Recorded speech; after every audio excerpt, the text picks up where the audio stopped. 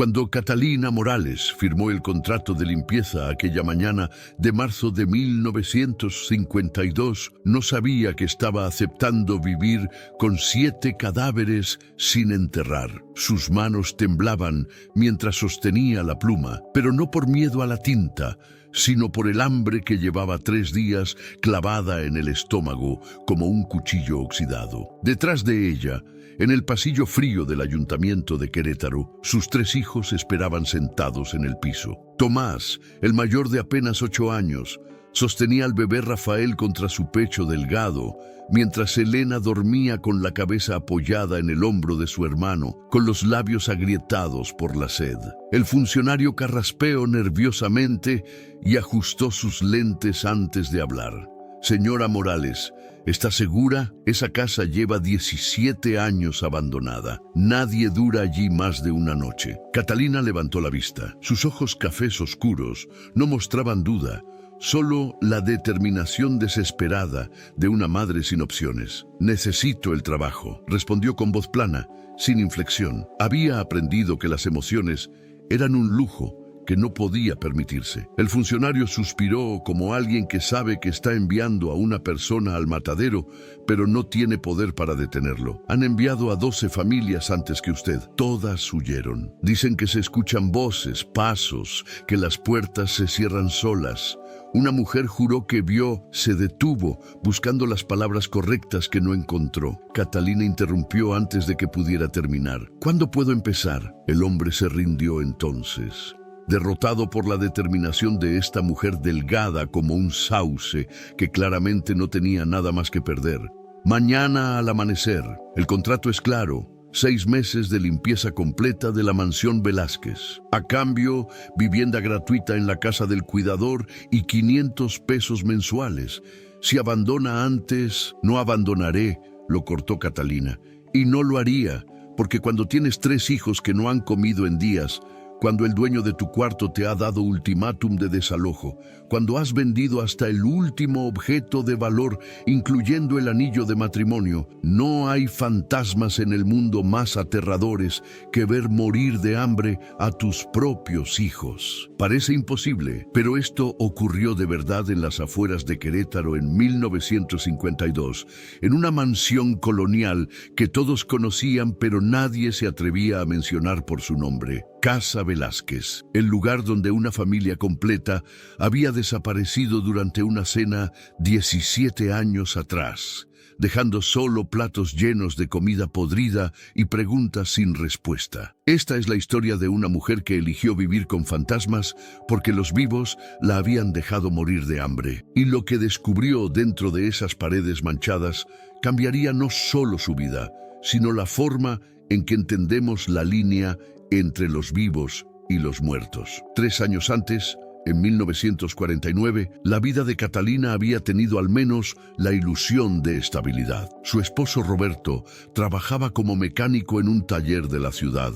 No ganaba mucho, pero alcanzaba para 2 cuartos alquilados detrás de una panadería donde el olor a pan recién horneado se colaba por las ventanas cada madrugada. Roberto era un hombre callado como ella, de manos grandes y corazón paciente, que por las noches se sentaba en el piso con Tomás y le enseñaba a armar y desarmar un carburador viejo. Un hombre necesita saber arreglar lo que se rompe, mijo, le decía, mientras el niño observaba con ojos brillantes de admiración. Cuando nació Elena, Roberto lloró de felicidad. 2 hijos. Había susurrado contra el cabello sudoroso de Catalina en el hospital. Somos ricos. El bebé Rafael llegó en el otoño de 1950, durante una de las rachas más difíciles, cuando el taller había reducido personal. Pero Roberto sonreía de todos modos, cargando al bebé contra su pecho manchado de grasa. 3 hijos, decía. Ahora sí que somos millonarios. Era el 15 de marzo de 1951 cuando todo terminó. Roberto estaba reparando un camión de carga en el taller.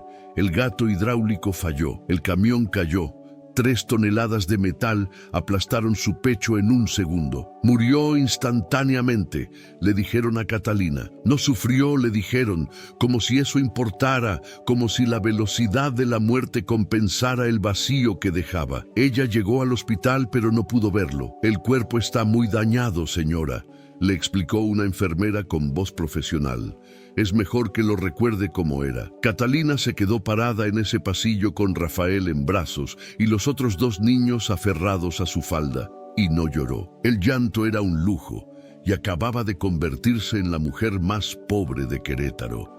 La última noche antes de que cerraran el ataúd, se quedó sola con Roberto y puso su mano sobre la tapa de madera barata. Te prometo que los niños van a estar bien, susurró. Te prometo que voy a encontrar la manera. Era una promesa que no sabía cómo cumplir. Lo que siguió fue una espiral descendente que parecía no tener fondo. El dueño del taller le dio 200 pesos de indemnización. Es lo que puedo hacer, señora. Lo siento. Y esos 200 pesos duraron 3 semanas. Catalina buscó trabajo tocando puertas, limpiaría casas, lavaría ropa, cocinaría, lo que fuera.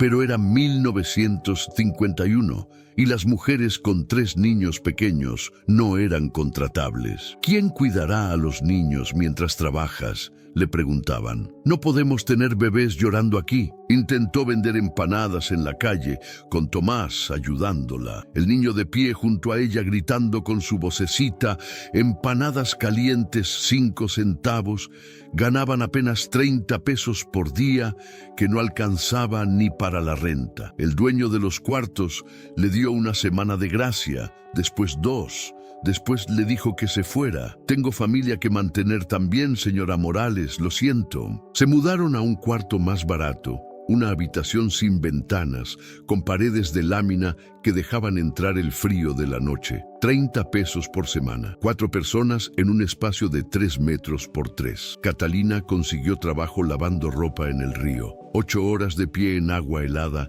tallando sábanas contra las piedras, hasta que sus manos sangraban. 20 pesos por día. Después perdió ese trabajo también cuando una mujer más joven sin hijos ofreció hacer lo mismo por 15 pesos diarios. Vendió su anillo de matrimonio, 80 pesos que se fueron en frijoles y arroz. Vendió los zapatos buenos de Roberto, 30 pesos. Vendió el carburador que Roberto había usado para enseñar a Tomás, 15 pesos. Y Tomás lloró esa noche en silencio, dándole la espalda.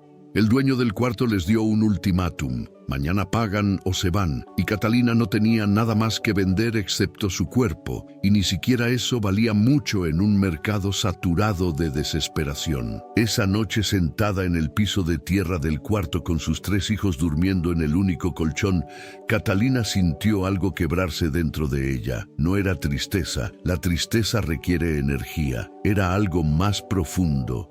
La certeza de que había fallado, que Roberto le había confiado lo más importante y ella no había podido protegerlo. Lo siento, susurró al aire vacío. Lo siento mucho. Tomás abrió los ojos. Mamá, duerme, mi amor. Tengo hambre. Lo sé, mañana vamos a comer. Era mentira. No había mañana. Solo había un vacío negro extendiéndose infinitamente hacia adelante. Al día siguiente, mientras caminaba por el centro buscando algo, cualquier cosa, escuchó una conversación que cambiaría todo. 2 hombres salieron del edificio del ayuntamiento hablando en voz alta. Es un desperdicio, decía uno gordo con sombrero Panamá. Una propiedad de ese tamaño en ese estado y nadie hace nada. ¿Qué van a hacer?, respondió el otro más delgado con bigote cano. Es la Casa Velázquez. ¿Conoces las historias? Historias, supersticiones de viejas. 12 familias han intentado vivir allí. 12, todas salieron corriendo antes del amanecer. Una mujer terminó en el manicomio. Juró que vio a toda la familia Velázquez sentada en el comedor, pudriéndose, invitándola a cenar. El gordo se rió, pero era una risa nerviosa. El gobierno necesita que alguien limpie esa casa. 17 años de abandono. Dicen que hay ratas del tamaño de gatos. El alcalde quiere venderla, pero nadie va a comprar un mausoleo. ¿Y qué ofrecen? Vivienda gratis en la casa del cuidador, 500 pesos al mes, 6 meses de contrato. Si alguien realmente limpia toda la mansión, El alcalde añade un bono de 1.000 pesos. Catalina se quedó paralizada. Su cerebro, embotado por el hambre, tardó varios segundos en procesar lo que había escuchado. 500 pesos al mes, vivienda gratis, 6 meses, 3.000 pesos en total más 1.000 de bono si completaba el trabajo. Era más dinero del que había visto junto en su vida. Se puso de pie tan rápido que Rafael se despertó y gimió. Entró corriendo al edificio, ignorando al guardia de la entrada. 10 minutos después, estaba sentada frente a un escritorio de metal abollado, explicándole al funcionario que sí, estaba completamente segura, que necesitaba el trabajo, que no le importaban las historias de fantasmas, porque los fantasmas no matan, y ella ya estaba muriendo de hambre de todos modos. El hombre intentó disuadirla, explicando que la última familia que intentó vivir allí duró 6 horas, que salieron gritando en plena noche dejando todas sus pertenencias, que había violencia psicológica y trauma. ¿Alguien murió?, preguntó Catalina. ¿Alguien salió físicamente lastimado? El funcionario vaciló. No físicamente, pero... Entonces los fantasmas no matan, dijo Catalina. Y firmó el contrato. El viaje a Casa Velázquez tomó 2 horas en un camión de carga que el municipio envió. El conductor apenas habló durante todo el trayecto. Solo cuando ya estaban cerca con la mansión, visible en la distancia, murmuró: «Que Dios los proteja». Era media tarde cuando el camión se detuvo frente a las verjas de hierro forjado. A través de los barrotes negros, Catalina vio por primera vez lo que sería su hogar. Casa Velázquez era hermosa, o había sido hermosa una vez. La mansión se alzaba a 3 pisos de altura, paredes de cantera rosa manchadas por décadas de lluvia y abandono, ventanas altas con marcos de madera podrida, algunas con vidrios rotos que brillaban como dientes faltantes. Pero la estructura estaba intacta. Era una ruina, sí, pero una ruina salvable. «Mira, mamá», susurró Elena con los ojos muy abiertos. «Es como un castillo triste», agregó Tomás, y tenía razón. Había algo innegablemente melancólico en la mansión. No era solo el abandono físico, sino algo más profundo, una sensación de pérdida suspendida en el aire, como si la casa misma estuviera de luto. El jardín había sido magnífico alguna vez. Catalina podía ver los restos de senderos diseñados, una fuente de piedra en el centro, ahora llena de hojas podridas y agua negra, árboles frutales que habían crecido salvajes, con ramas enredadas como dedos artríticos. La casa del cuidador estaba a la izquierda de la mansión principal, un edificio pequeño de 1 piso. Tiene 2 habitaciones, cocina, baño, el agua viene de un pozo. «Todavía funciona», explicó el conductor mientras dejaba sus pocas pertenencias. «El contrato especifica que debe limpiar la mansión principal, no vivir en ella», advirtió. «La casa del cuidador es para su familia». El hombre descargó las cosas rápidamente y se fue con el camión levantando una nube de polvo. El sonido del motor se desvaneció gradualmente hasta que solo quedó silencio, un silencio absoluto. Catalina se dio cuenta de que no había pájaros cantando, no había insectos zumbando, nada. Era como si todo ser vivo hubiera decidido mantener su distancia. La casa del cuidador estaba polvorienta pero estructuralmente sólida. Era un palacio comparado con el cuarto de lámina donde habían vivido. Catalina limpió lo básico, barrió el polvo, sacudió las mantas, organizó sus pocas pertenencias mientras los niños exploraban con la energía nerviosa que surge de la novedad mezclada con el miedo. Cuando el sol comenzó a ponerse, cocinó sopa de frijoles, delgada, más agua que frijoles, pero era caliente y era algo. Los niños comieron en silencio sentados en el piso porque no había mesa. Desde la ventana de la cocina, Catalina podía ver la mansión principal. A la luz del atardecer, las ventanas oscuras parecían ojos vacíos mirando hacia ella. «Mañana voy a empezar a limpiar esa casa grande», le dijo a Tomás. «Tú vas a cuidar a tus hermanos aquí. No salgan,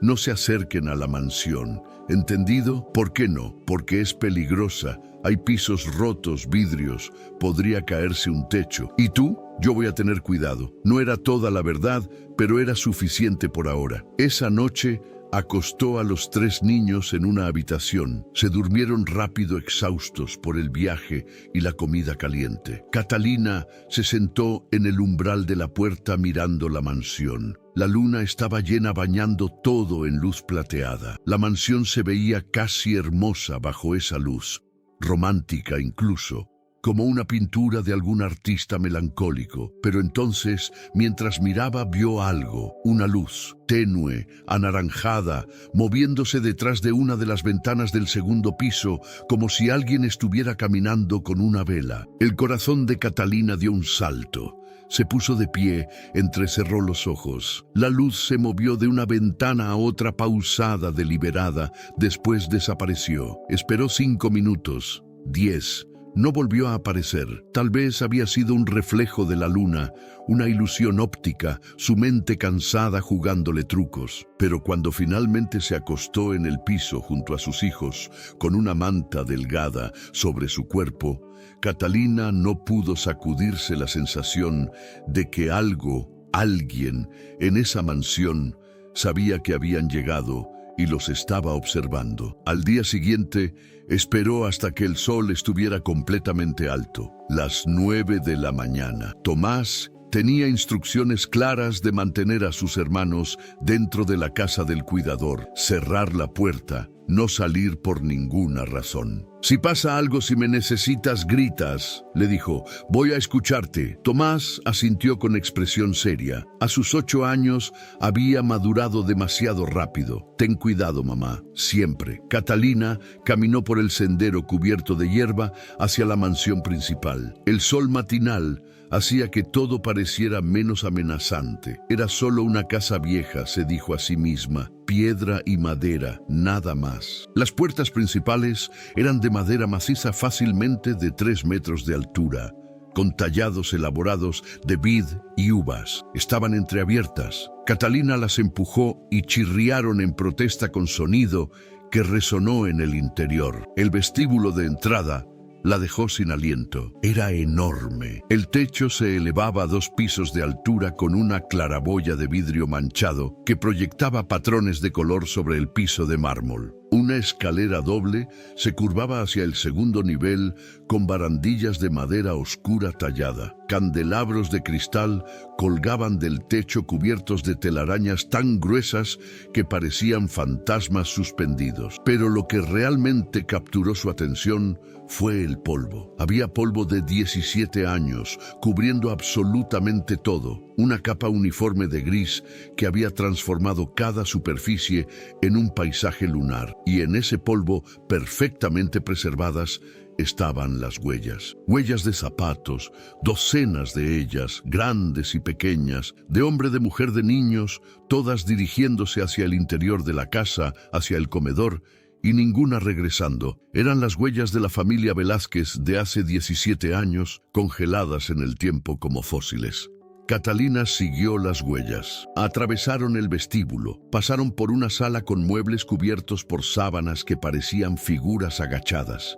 Continuaron por un pasillo con retratos en las paredes, rostros severos del siglo pasado mirando hacia abajo con juicio silencioso. Las huellas terminaban en una puerta doble de madera. El comedor. Catalina puso su mano en el pomo. Frío, muy frío a pesar del calor del día. Empujó. La puerta se abrió. Y allí, en el centro de un comedor de techos altos, con ventanales que daban al jardín, estaba la mesa. Una mesa larga de madera pulida, lo suficientemente grande para 20 personas. Y sobre ella, exactamente como el cartero la había encontrado hace 17 años, estaba la cena. Platos con comida podrida más allá del reconocimiento, cubierta de moho verde y negro, infestada de gusanos blancos que se retorcían. Copas de vino con el líquido evaporado, dejando anillos rojos en el cristal, cubiertos de plata oxidada, servilletas de lino ahora grises y rígidas,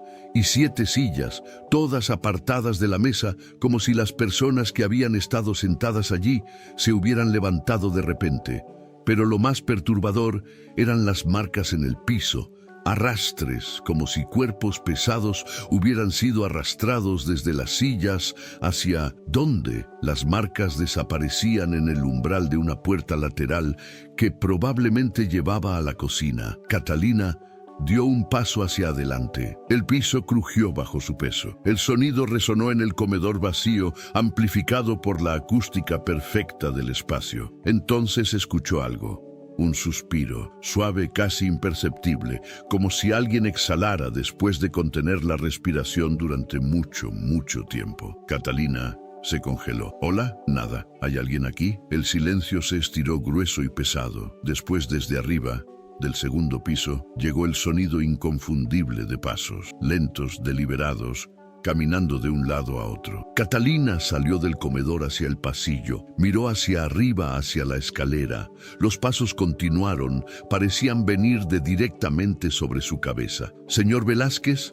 Su voz sonó ridículamente pequeña en el espacio vasto. «Señora Velázquez, mi nombre es Catalina Morales. El municipio me contrató para limpiar la casa. No vengo a hacerles daño». Los pasos se detuvieron. Catalina esperó con el corazón golpeando contra sus costillas. Entonces, con un crujido suave, una puerta en el segundo piso se abrió sola, lentamente, como si una mano invisible la empujara. Y desde esa habitación llegó un olor dulce, enfermizo, el olor inconfundible de la descomposición. Catalina retrocedió un paso, dos. «Yo voy a empezar por el vestíbulo, voy a limpiar.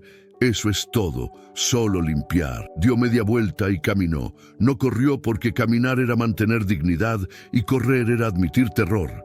De regreso al vestíbulo. Pero antes de salir completamente del pasillo, miró hacia atrás una última vez.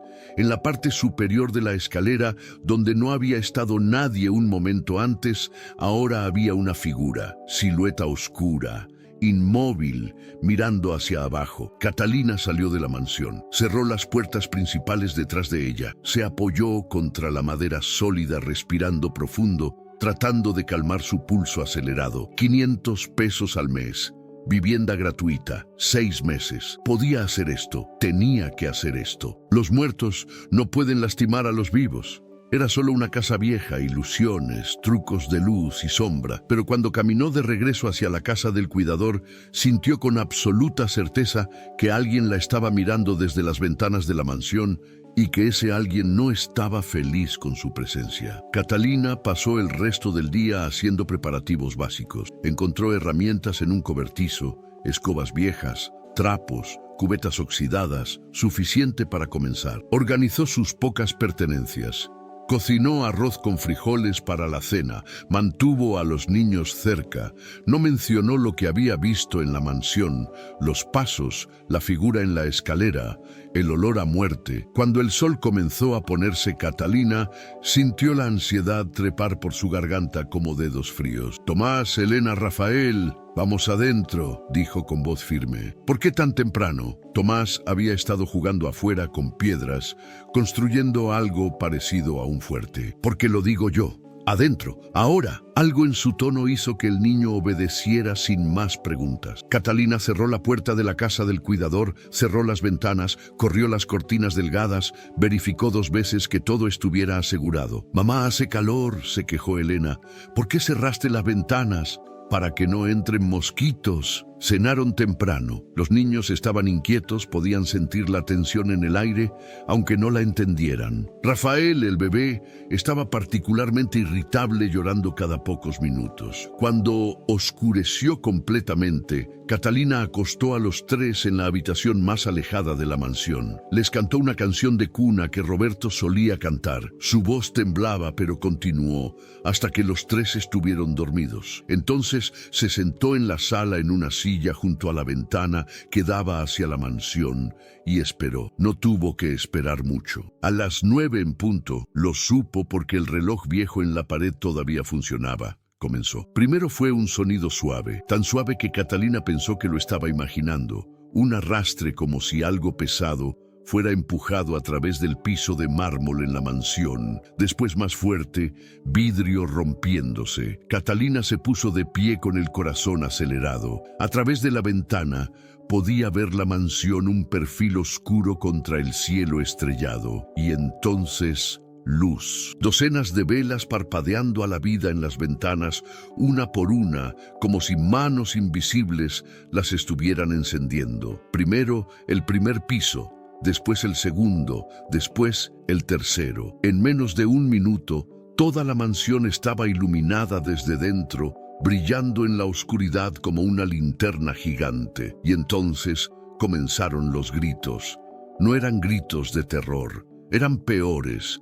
Eran gritos de agonía, de dolor absoluto, de gente muriendo. Catalina se cubrió la boca con ambas manos para no gritar ella misma. Los sonidos venían claramente de la mansión, atravesaban la distancia de 50 metros entre los dos edificios como si no existiera. Escuchó voces, hombres gritando, no por favor, mujeres llorando, niños. Dios, había niños suplicando por ayuda. Después, más aterrador, escuchó pasos, muchos pasos, corriendo, tropezando como si alguien estuviera siendo perseguido dentro de la mansión. Los sonidos subieron de intensidad. Ahora escuchaba golpes, muebles siendo volcados, puertas azotándose y sobre todo eso, un sonido húmedo visceral como carne desgarrándose. Catalina retrocedió de la ventana temblando violentamente. Quería correr a la habitación con sus hijos, despertarlos, tomar al bebé y huir, correr y no parar hasta llegar a Querétaro, pero no podía, no había a dónde ir, no tenían dinero.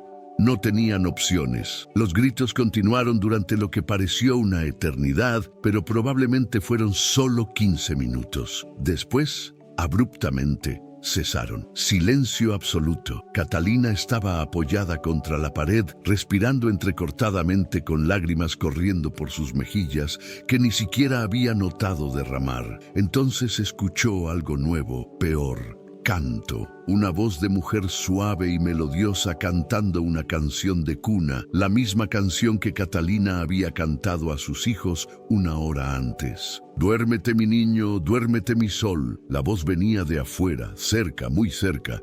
Catalina corrió hacia la ventana, pero tuvo demasiado miedo para mirar. Se quedó pegada a la pared junto al marco temblando. La canción continuó.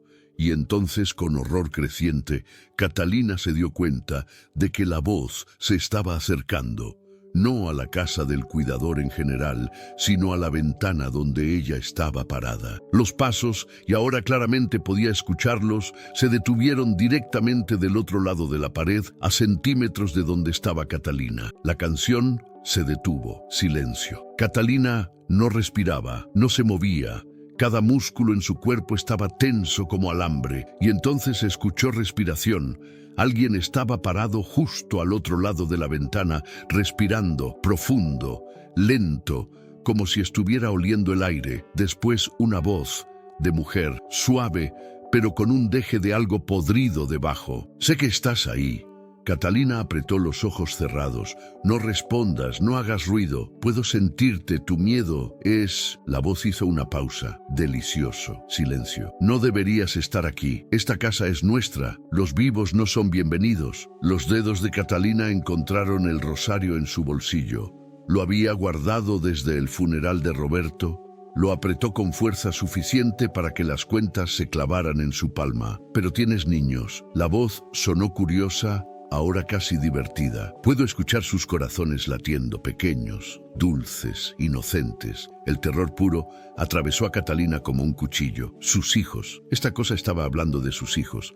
Déjalos en paz, susurró antes de poder detenerse. Risa, suave, femenina, horrenda. Ah, así que sí estás ahí. Hola, Catalina Morales. ¿Cómo sabía su nombre? Tu esposo está muerto, ¿verdad? La voz continuó conversacional. Aplastado, qué terrible. ¿Sufrió? Catalina sintió rabia mezclarse con su miedo. Vete. Este es mi hogar. Tú eres la intrusa. Una pausa. Pero tal vez podamos llegar a un acuerdo. Márchate mañana, llévate a tus niños, olvida este lugar y nosotros te olvidaremos a ti. No puedo. ¿Por dinero? La voz se llenó de desprecio. ¿Prefieres pesos a la seguridad de tus hijos? No tenemos a dónde ir. No tenemos nada. Silencio largo. Después, entonces todos morirán aquí como nosotros, pero será más lento, noche tras noche, hasta que la locura se los lleve o nosotros lo hagamos, ¿entiendes? Catalina no respondió. Las lágrimas corrían libremente ahora. Última advertencia. Catalina Morales, márchate. Los pasos se alejaron. Lentos, deliberados. Catalina esperó hasta no escuchar nada más, después se deslizó al piso junto a la ventana, con las piernas incapaces de sostenerla más. Se quedó allí hasta el amanecer sin dormir, rogando a un Dios que probablemente no existía, que el sol saliera pronto. Cuando la primera luz gris del alba comenzó a infiltrarse por las ventanas, Catalina finalmente se atrevió a mirar afuera. La mansión estaba oscura de nuevo, las velas apagadas, todo silencioso como si nada hubiera pasado. Pero cuando fue a revisar a sus hijos, todos todavía dormidos, gracias a Dios, encontró algo que le heló la sangre. En la ventana de la habitación donde los niños dormían, alguien había dibujado un símbolo en el polvo exterior, un círculo con líneas dentro. Catalina no sabía qué significaba, pero sabía que era una marca, una advertencia. Estaban siendo observados. Los siguientes 5 días fueron los más largos de la vida de Catalina.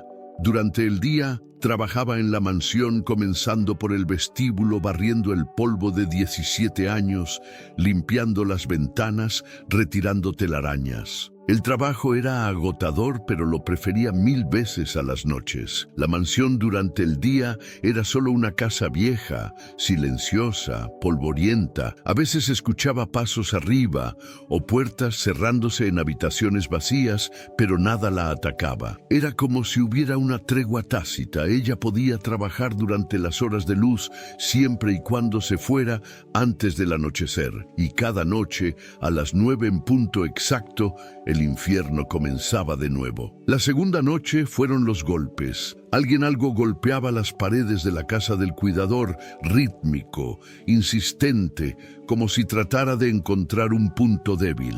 Catalina acostó a los niños en el piso del baño, la habitación más interior, y se sentó frente a la puerta con un cuchillo de cocina en mano.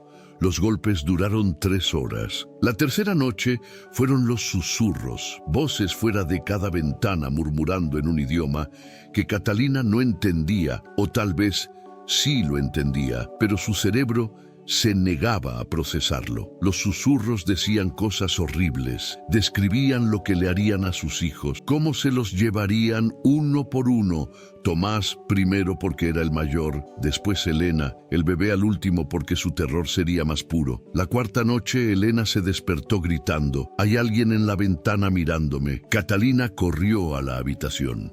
La ventana estaba cerrada, las cortinas corridas, pero cuando Elena señaló Catalina, vio la sombra, una silueta de mujer proyectada en la cortina desde afuera, completamente inmóvil, como si alguien estuviera parado a centímetros del vidrio mirando hacia adentro. Catalina agarró a Elena y la llevó a su habitación. La sombra no se movió durante el resto de la noche, simplemente permaneció allí observando. La quinta noche fue la peor. Catalina estaba en la sala cuando escuchó la voz del bebé. Rafael estaba llorando, pero el sonido venía de afuera. Corrió a la habitación.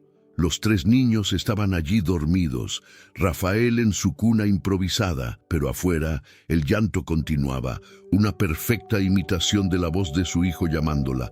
«Mamá, mamá, ayuda». Catalina se quedó congelada en la puerta mirando a su bebé real, dormido en la cuna, mientras la voz falsa afuera se volvía más desesperada. «Mamá, me duele, ayúdame». Era una trampa. Catalina lo sabía.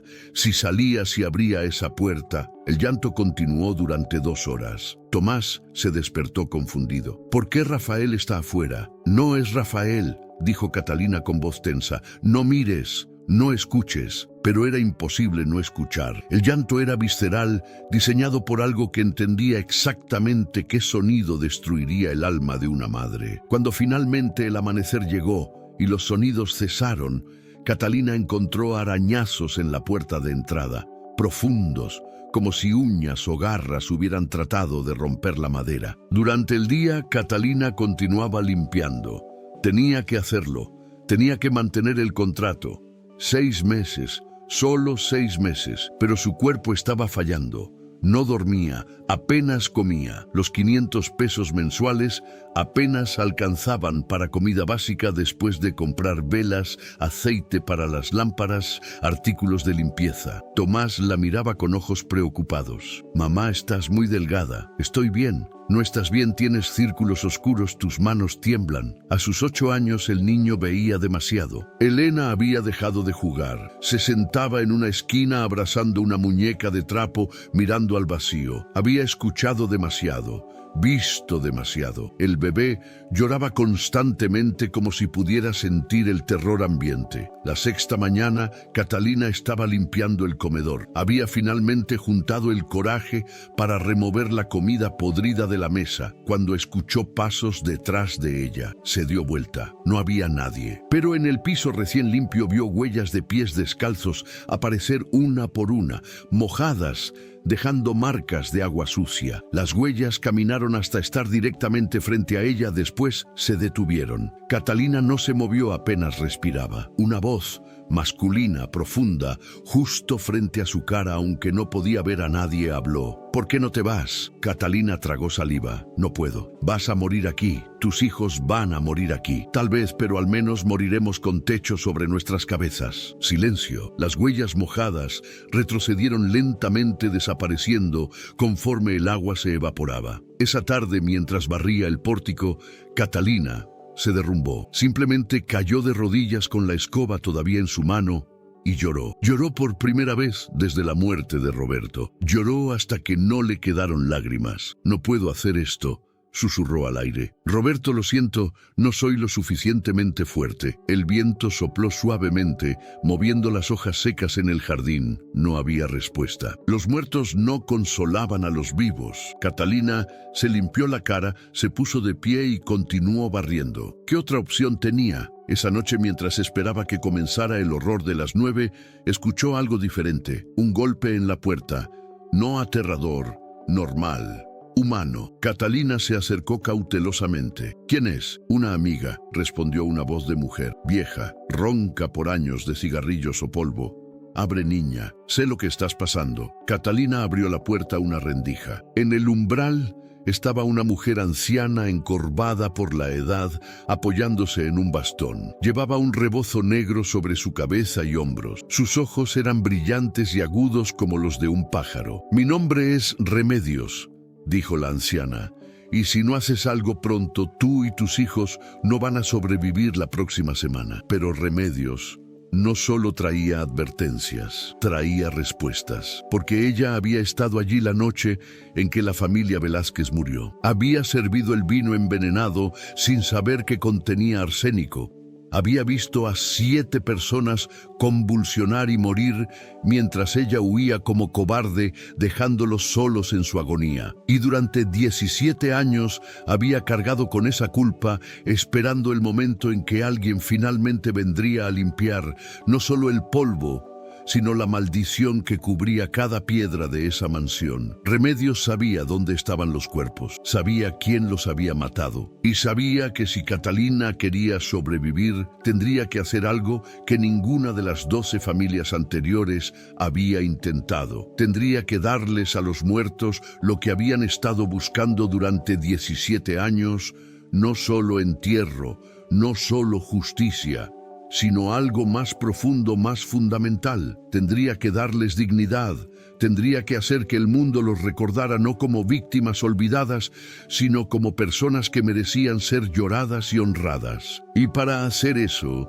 Catalina tendría que descubrir la verdad más oscura de todas, que su propia madre, Lucía González, la mujer que ella creía que la había abandonado cuando tenía 6 años, también estaba enterrada en algún lugar de esa propiedad, porque Lucía había visto algo que no debía ver 3 días antes de que la familia Velázquez cenara por última vez, y el hombre que preparó ese veneno no podía permitir que viviera para contarlo. Remedios entró a la casa del cuidador, moviéndose con sorprendente agilidad para alguien de su edad aparente, y miró alrededor con expresión nostálgica. «No ha cambiado mucho», murmuró. Aquí vivía el jardinero don Macario, buen hombre.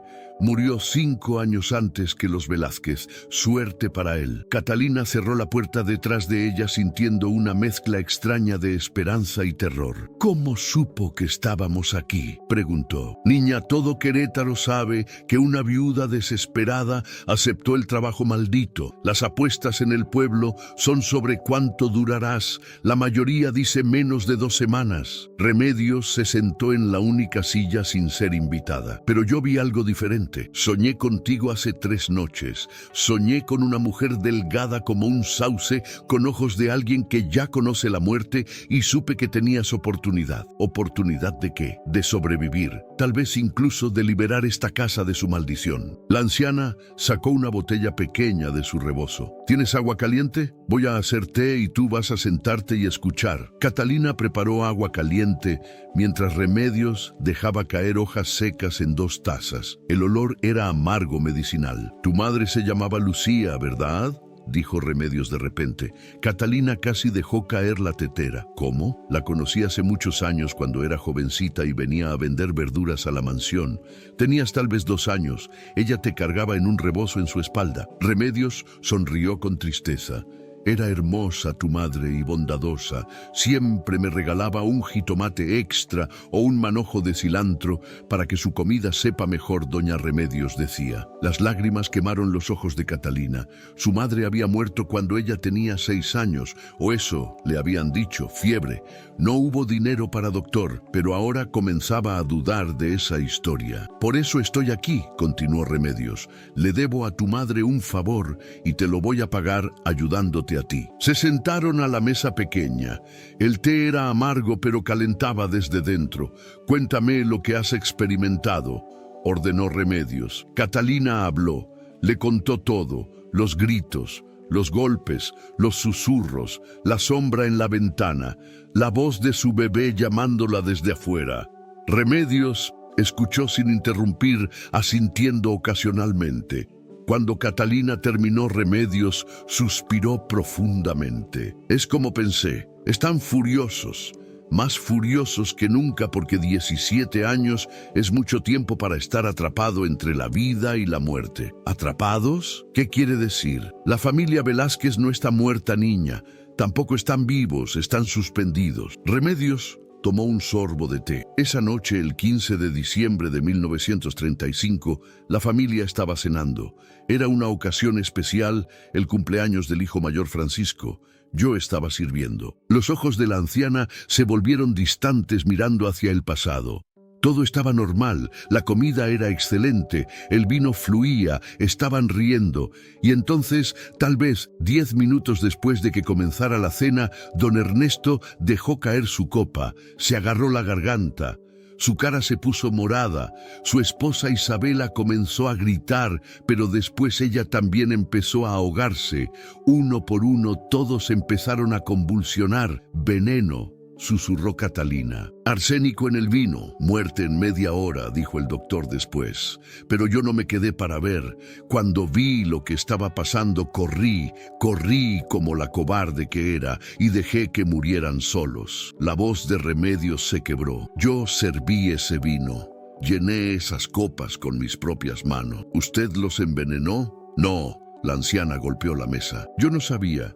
Alguien había puesto el veneno antes de que yo sacara las botellas de la bodega, pero nunca descubrieron quién. La investigación no llegó a nada. Algunos dijeron que fue suicidio familiar, otros que fue asesinato de uno de los sirvientes. Yo sabía que era inocente, pero nadie me creyó cuando los cuerpos desaparecieron. ¿Desaparecieron? Esa noche, cuando la policía finalmente llegó, los cuerpos estaban en el comedor, pero cuando volvieron al día siguiente para llevárselos, la habitación estaba vacía.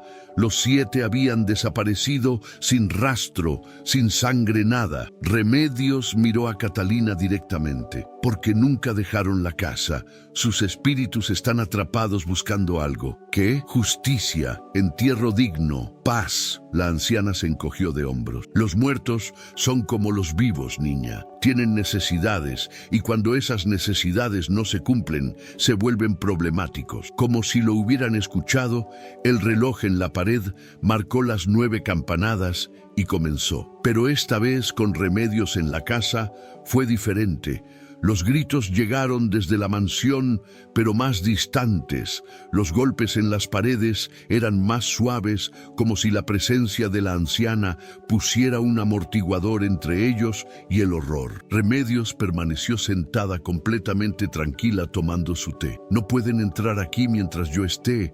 Me conocen, me recuerdan. ¿Los ha visto?, preguntó Catalina. Muchas veces vengo cada año en el aniversario de sus muertes. Les traigo flores, rezo por ellos, es lo menos que puedo hacer. Se puso de pie lentamente. Ven, te voy a mostrar algo. Fue hacia la ventana que daba a la mansión. Catalina la siguió reluctante. Afuera, la mansión estaba iluminada como siempre con docenas de velas fantasma. Mira el segundo piso, dijo Remedios. Tercera ventana, desde la izquierda. Catalina miró. En la ventana había una figura, una mujer con vestido largo, inmóvil. Esa es Isabela Velázquez, la matriarca. Ella es quien te ha estado hablando por las noches. Ella es la más fuerte de todos, la que mantiene a la familia unida. Remedios señaló otras ventanas. El segundo piso, última ventana, ese es don Ernesto, primera planta, ventana de la biblioteca Francisco, el hijo mayor. Una por una, Remedios nombró las figuras, 7 en total, toda la familia, cada uno parado en una ventana diferente, mirando hacia la casa del cuidador, mirando hacia Catalina. ¿Por qué me atacan?, preguntó Catalina con voz temblorosa. No les hice nada, porque llevan 17 años furiosos con todos los vivos. Nosotros seguimos respirando, comiendo, viviendo. Ellos están congelados en su momento de muerte, reviviéndolo noche tras noche. Remedios puso una mano en el hombro de Catalina. Pero hay una manera de ayudarlos, y al ayudarlos te ayudas a ti misma. ¿Cómo? La anciana sonrió, pero era una sonrisa triste. Necesitas encontrar sus cuerpos, necesitas darles entierro digno y necesitas descubrir quién los mató. Al día siguiente, Remedios volvió al amanecer trayendo un bolso de lona lleno de artículos extraños, velas de cera de abeja, manojos de hierbas secas, un libro antiguo con cubierta de cuero agrietado, frascos pequeños con líquidos de colores turbios. ¿Lista?, preguntó sin preámbulos. No sé para qué necesito estar lista. Buena respuesta. La honestidad es importante. Se sentaron en los escalones de la casa del cuidador. El sol matinal era brillante, cálido. Todo parecía normal. Era difícil creer que la mansión a 50 metros había sido un infierno de gritos solo horas antes. Los Velázquez están muertos, comenzó Remedios, pero no están en paz. Sus cuerpos físicos están escondidos en algún lugar de esa casa. Quien los envenenó también escondió los cadáveres para evitar una investigación apropiada. Sin entierro, sin rituales, sus espíritus no pueden partir. ¿Y tenemos que encontrar 7 cadáveres de hace 17 años? Catalina sintió náusea solo de pensarlo. Sí, pero no va a ser agradable. La descomposición, incluso después de tanto tiempo, deja residuo. Remedios sacó una pañoleta y se la entregó a Catalina. Átala sobre tu nariz y boca cuando lo necesites. El olor será intenso. Catalina tomó la pañoleta. ¿Y si encuentro los cuerpos? Entonces necesitamos darles entierro digno, llamar a un sacerdote, hacer las oraciones correctas. Después tal vez podrán descansar. Tal vez. Nada está garantizado cuando se trata de los muertos, niña. Fueron hacia la mansión juntas. Durante el día la mansión parecía menos amenazante. Remedios caminó directamente hacia la entrada principal y empujó las puertas abiertas como si fuera su derecho. Todavía huele igual, murmuró mirando alrededor del vestíbulo, a cera de vela, a lino limpio, a los perfumes que Isabela usaba. Condujo a Catalina a través de pasillos que ésta no había explorado todavía. La anciana conocía cada centímetro de la casa, obviamente. Habían sido 30 años de su vida. Llegaron a una puerta pequeña bajo la escalera principal. Estaba cerrada con candado. Necesitamos romperlo, dijo Remedios. Catalina encontró una barra de hierro en el cobertizo de herramientas. La usó como palanca. El candado era viejo, oxidado. Se rompió después de 3 intentos. La puerta se abrió hacia adentro, revelando escaleras de piedra que descendían en oscuridad completa.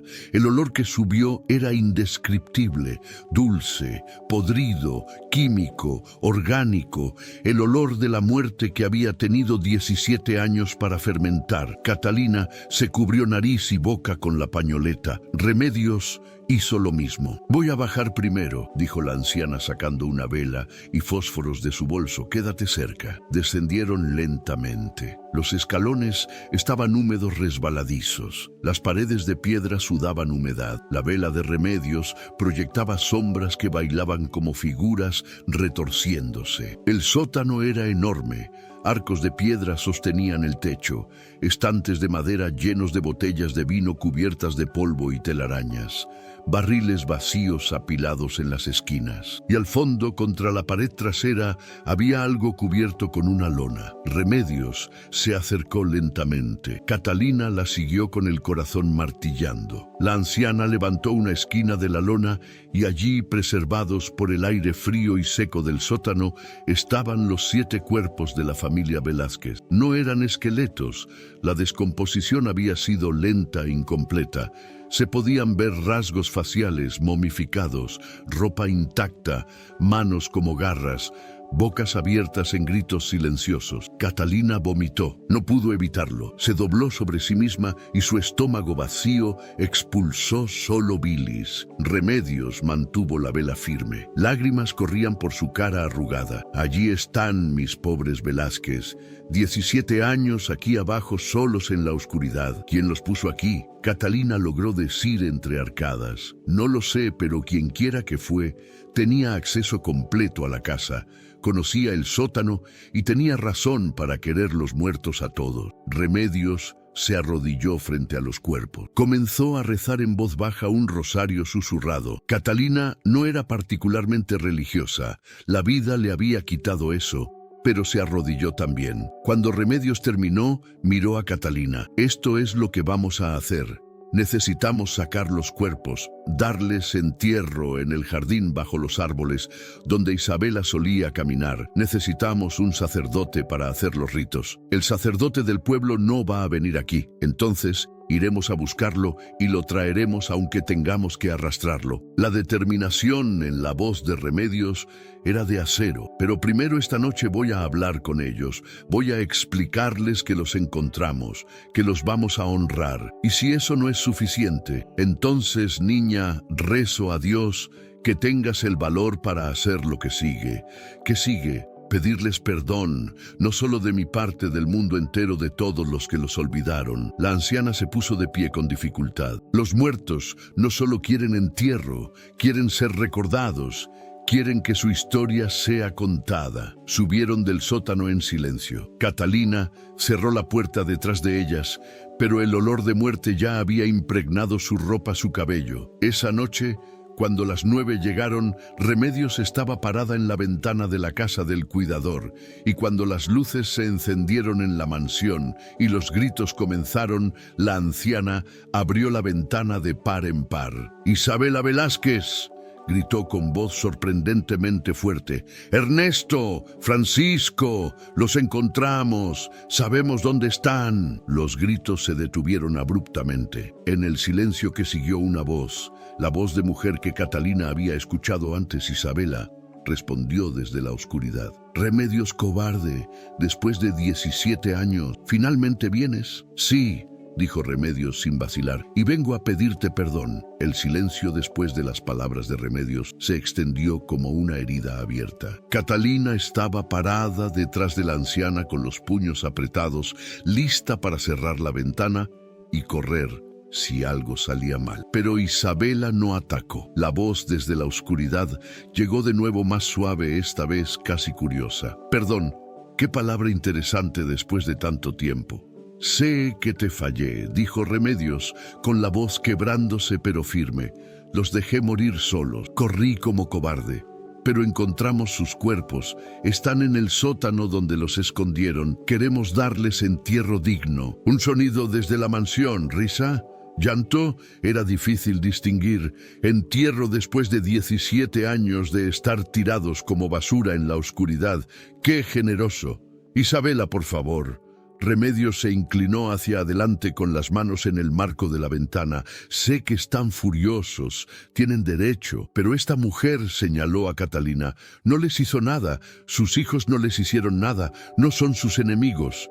Son vivos. Los vivos nos olvidaron, no todos. La anciana sacó algo de su bolsillo, una fotografía amarillenta. He guardado esto durante 17 años. Es de la fiesta de cumpleaños de Francisco 2 meses antes de aquella noche. La fotografía voló de su mano arrancada por una ráfaga de viento que no debería existir dentro de la casa. Flotó hacia la mansión y desapareció en una de las ventanas iluminada. Silencio largo. Después, mi hijo, mi hermoso hijo. La voz de Isabela se había suavizado llena de dolor crudo. Tenía 25 años. Iba a casarse en la primavera.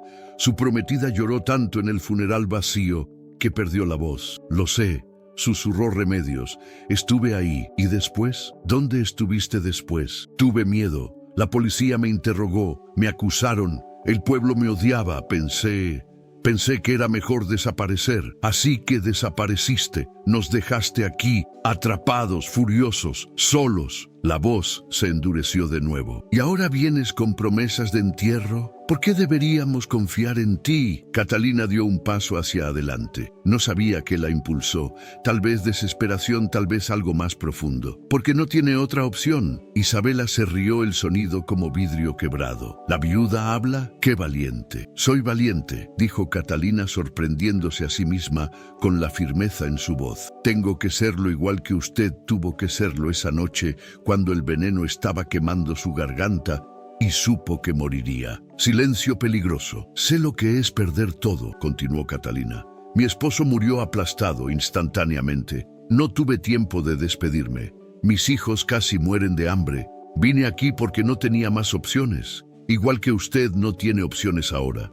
Puede quedarse furiosa por toda la eternidad o puede dejarnos ayudarme. La voz de Isabela era venenosa. Los vivos no pueden ayudar a los muertos. Pueden darles paz, pueden contar su historia, pueden asegurarse de que no sean olvidados. Catalina respiró profundo. Su hijo Francisco iba a casarse, tenía 25 años. ¿Quién más sabe eso ahora? ¿Quién más recuerda? Un gemido desde la mansión, múltiples voces, no solo Isabela, dolor colectivo. Mañana, dijo Remedios, rápidamente aprovechando la apertura, vamos a traer un sacerdote, vamos a bendecir sus cuerpos, los vamos a enterrar en el jardín bajo los naranjos donde te gustaba caminar, Isabela, con dignidad, con respeto. ¿Y después?, preguntó la voz. ¿Después nos olvidarán de nuevo? No, prometió Catalina.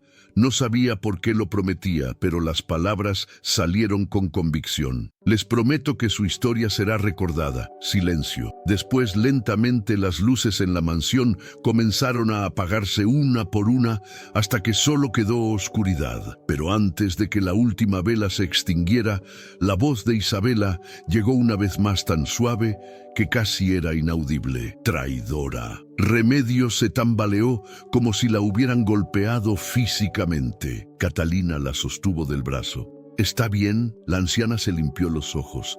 Tiene razón, soy traidora, pero voy a arreglarlo. Al día siguiente, Remedios caminó 5 kilómetros hasta el pueblo y regresó al atardecer con el padre Tomás, un sacerdote joven de no más de 30 años, que parecía absolutamente aterrorizado. No sé por qué acepté esto, murmuraba mientras Remedios prácticamente lo arrastraba por el camino de piedra. Esto va contra todo protocolo. No puedo simplemente bendecir cuerpos sin notificar a las autoridades. Las autoridades tuvieron 17 años para hacer algo, espetó Remedios. No hicieron nada ahora, cállese y haga su trabajo. Bajaron al sótano, Catalina, Remedios y el padre Tomás, muy reluctante. El sacerdote vio los cuerpos y se puso verde. Dios santo. No tome el nombre de Dios en vano, padre, dijo Remedios secamente, y comience. El padre Tomás realizó los ritos con manos temblorosas. roció agua bendita, rezó en latín, hizo la señal de la cruz una y otra vez. Mientras trabajaba, Catalina y Remedios envolvieron cada cuerpo en sábanas limpias que la anciana había traído. Era trabajo horrible, los cuerpos momificados eran rígidos, pesados, de formas extrañas. Catalina tuvo que contener arcadas varias veces, pero continuaron. Cuando terminaron tenían 7 bultos envueltos en blanco alineados en el piso del sótano. «Ahora los subiremos», dijo Remedios.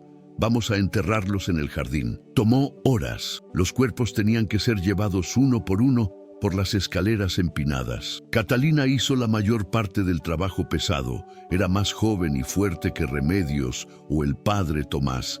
Cada viaje le dejaba los brazos adoloridos y el estómago revuelto. Para cuando terminaron, el sol se estaba poniendo. Habían excavado 7 agujeros poco profundos bajo los naranjos en un área que alguna vez había sido un jardín formal. Colocaron los cuerpos en sus tumbas improvisadas.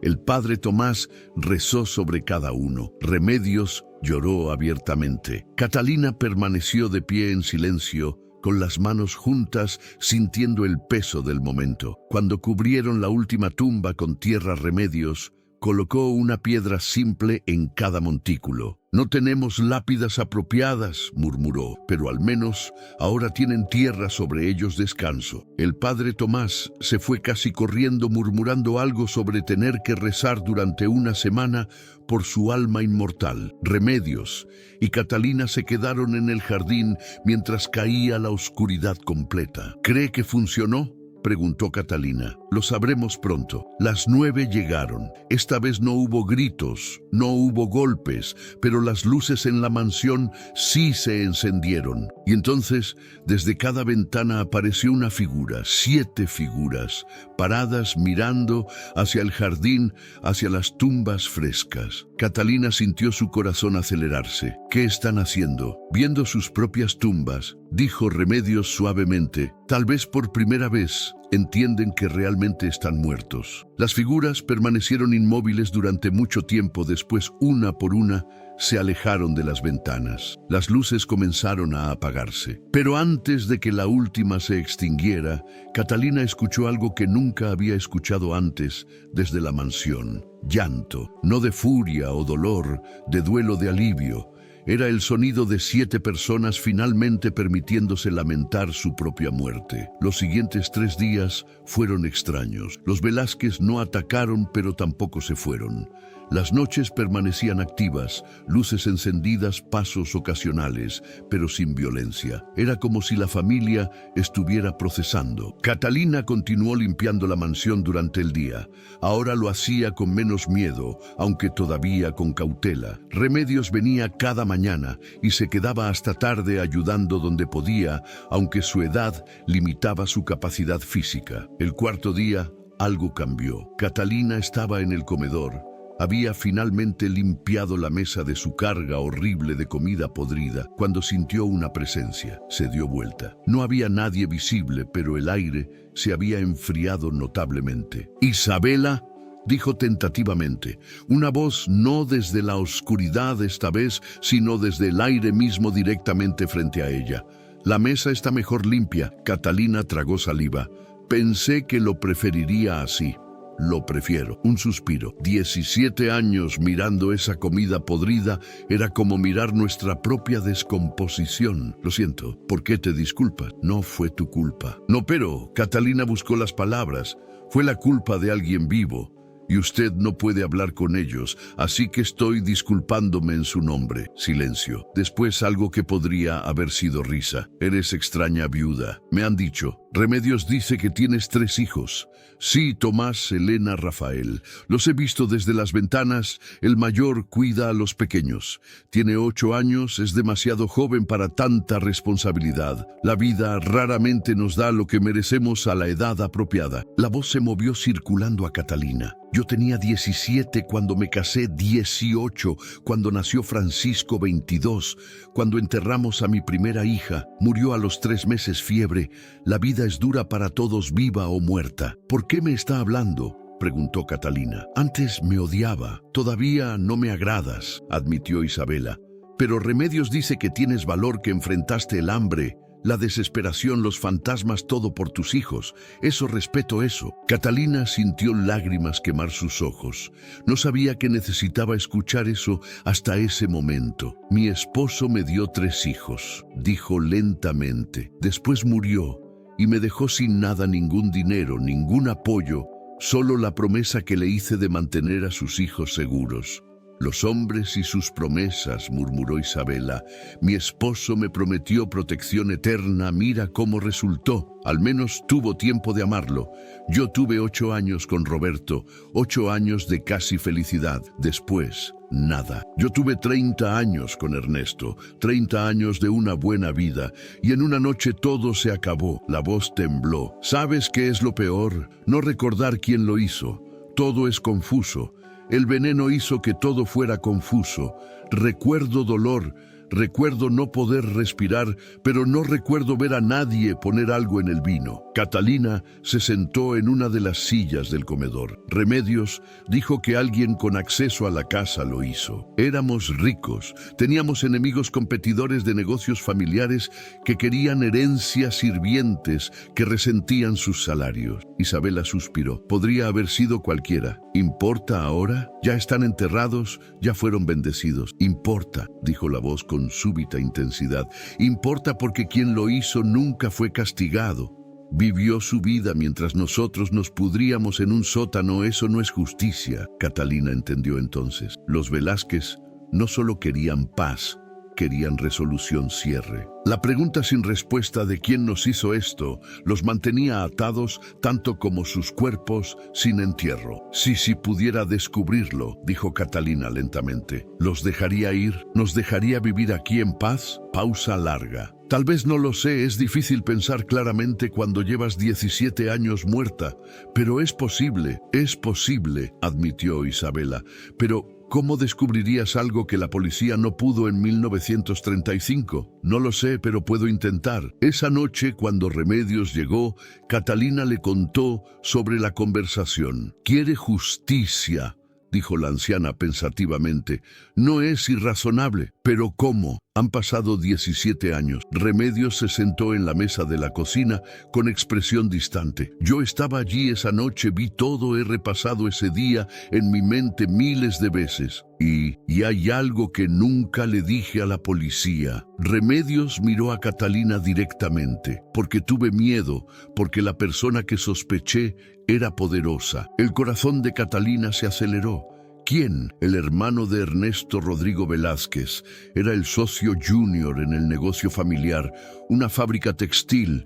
Ernesto controlaba todo. Rodrigo odiaba eso, quería control, quería la mansión, quería todo. ¿Cree que él? Vi a Rodrigo en la bodega de vinos esa tarde. Dijo que estaba buscando una botella específica para la cena, pero eso era trabajo mío.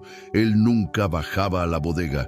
¿Por qué ese día? Catalina sintió un escalofrío. Puso el veneno en las botellas. Creo que sí, y cuando todos murieron él heredó toda la fábrica, las propiedades, el dinero. Remedios escupió al piso. Se hizo rico con la sangre de su hermano. ¿Dónde está ahora? Murió hace 5 años, cáncer, pero tiene un hijo. Rodrigo Jr. vive en la Ciudad de México, tiene toda la fortuna de la familia. Catalina se puso de pie paseando por la pequeña cocina. ¿Y qué se supone que haga con esa información? ¿Confrontarlo? ¿Obligarlo a confesar los crímenes de su padre? No, pero hay algo más. Remedios se inclinó hacia adelante. Antes de que Rodrigo muriera, confesó a un sacerdote, el padre Miguel, que ya está retirado, vive en el asilo del pueblo. Si pudieras hablar con él, ¿rompería el sello de confesión? No, pero tal vez te diría si mis sospechas son correctas, sin dar detalles, solo confirmación. Era una posibilidad delgada, pero era algo. Iré mañana, decidió Catalina. Al día siguiente, Catalina dejó a los niños con Remedios y caminó al pueblo. El asilo estaba en el borde del centro, un edificio de un piso con paredes encaladas y jardín descuidado. El padre Miguel era un hombre diminuto de casi 80 años, con manos temblorosas y ojos todavía agudos. Cuando Catalina mencionó a Rodrigo Velázquez, algo cruzó por su rostro. ¿Miedo? ¿Tristeza? No puedo hablar sobre confesiones, dijo inmediatamente. Lo sé, solo necesito saber. Llevó culpa a su tumba, culpa por algo específico relacionado con 1935. El anciano sacerdote miró sus manos temblorosas. Una vez, dijo lentamente, un hombre me dijo que algunos pecados son demasiado grandes para ser perdonados. Le dije que estaba equivocado, que Dios perdona todo, pero no estoy seguro de que me creyera. No era una confesión, pero era suficiente. Confesó haber asesinado a 7 personas. No puedo decir qué confesó. El padre Miguel miró directamente a Catalina. Pero puedo decir que murió con el peso de 7 almas sobre su conciencia. Eso no es romper el sello, es solo observación. Catalina sintió náusea. Entonces lo hizo Rodrigo, envenenó a su propia familia. Nunca dije eso, pero los ojos del anciano lo dijeron todo. Su hijo lo sabe. No lo sé, Rodrigo Jr. vino al funeral de su padre.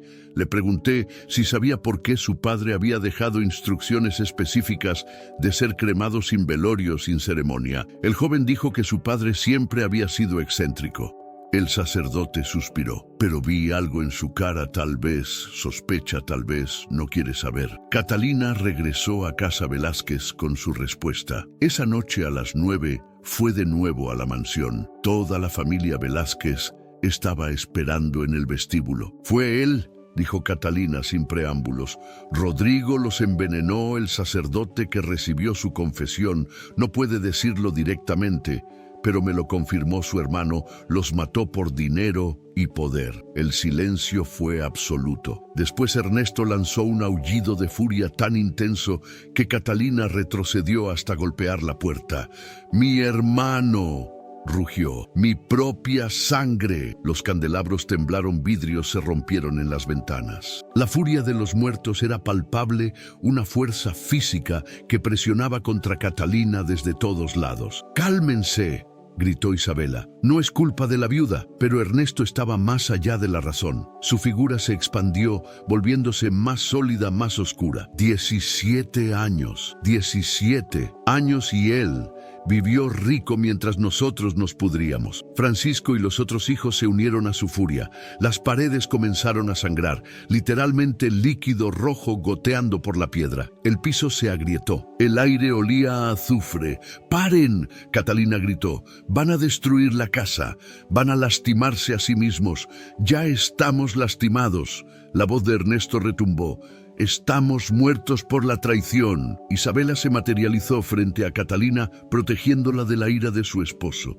Ernesto, suficiente, la viuda nos trajo la verdad que pedimos, no es su culpa que duela. Lentamente, muy lentamente, la furia disminuyó. Ernesto se derrumbó, su figura encogiéndose. Cuando habló de nuevo, su voz estaba quebrada. Mi hermano, jugábamos juntos de niños, yo confiaba en él, le di trabajo, le di hogar. Se cubrió el rostro. ¿Cómo pude no verlo? Porque era tu hermano, dijo Catalina suavemente. Porque el amor nos hace ciegos a la traición hasta que es demasiado tarde. Isabela tomó la mano de su esposo. Ya sabemos la verdad, ahora podemos. ¿Qué?, interrumpió Francisco. ¿Descansar? Mientras el hijo de ese monstruo vive con nuestra fortuna. El hijo no hizo nada, dijo Catalina. Heredó sangre manchada, dinero manchado, pero no mató a nadie, no es responsable por los crímenes de su padre. Los fantasmas no parecían convencidos. Catalina sintió el peso de su mirada colectiva. Estaban considerando algo oscuro. No, dijo firmemente, no van a lastimar al hijo. No van a convertirse en monstruos por venganza. ¿Y quién eres tú para decirnos qué hacer?, siseó Francisco. Soy alguien que entiende lo que la venganza hace al alma. Mi esposo murió por negligencia de su patrón. Pude haberlo odiado, pude haber buscado destruirlo, pero ¿qué habría ganado? Roberto seguiría muerto y yo habría perdido mi humanidad en el proceso. No somos humanos, dijo Isabela suavemente. Ya no, pero pueden elegir no ser monstruos. El silencio se extendió. Después, sorprendentemente, Isabela asintió. Tiene razón, Ernesto tiene razón, pero el ambiente todavía cargaba tensión. Los Velázquez habían vivido 17 años con furia contenida. Ahora tenían un objetivo para esa furia. ¿Realmente podrían dejarlo ir? Catalina tomó una decisión que la aterrorizó incluso mientras las palabras salían de su boca. «Quiero que conozcan a mis hijos», silenció atónito. «¿Qué?». Isabela la miró como si hubiera perdido la razón. «Quiero traerlos mañana durante el día para que los vean, para que entiendan lo que están protegiendo al elegir paz en lugar de venganza». Catalina respiró profundo, porque si eligen venganza, si se convierten en lo que el hermano de Ernesto fue, ¿qué seguridad tengo de que no lastimarán a mis hijos eventualmente? Era un gamble desesperado apostar la seguridad de sus hijos contra la posibilidad de redención de los fantasmas. Eso es, Ernesto buscó palabras. Es la cosa más tonta o más valiente que alguien me ha dicho. Probablemente ambas. Los fantasmas se consultaron en silencio, comunicándose de formas que los vivos no podían entender. Finalmente, Isabela habló. «Tráelos mañana al mediodía. Nosotros nos quedaremos en el segundo piso. No nos acercaremos, solo observaremos». ¿Por qué? Los ojos negros de Isabela brillaron con algo parecido a anhelo. Porque hace 17 años que no vemos niños vivos jugando. Porque tal vez si recordamos lo que es estar vivo, lo que vale la pena proteger, podemos finalmente dejar ir la ira. Al día siguiente, Catalina preparó a los niños. Tomás estaba escéptico pero obediente. Elena estaba asustada.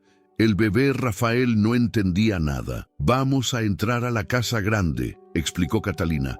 «Van a jugar en el vestíbulo mientras mamá limpia. Hay personas que van a observar desde arriba. No les tengan miedo». «¿Personas muertas?», preguntó Tomás directamente. Catalina decidió no mentir. «Sí, ¿van a lastimarnos? No les prometí que no lo harían». «¿Y les crees?». Catalina miró a su hijo de 8 años, tan serio, tan maduro, más allá de sus años. «Sí, les creo». Caminaron juntos hacia la mansión al mediodía. El sol brillaba fuerte y cálido, pájaros cantaban en los árboles.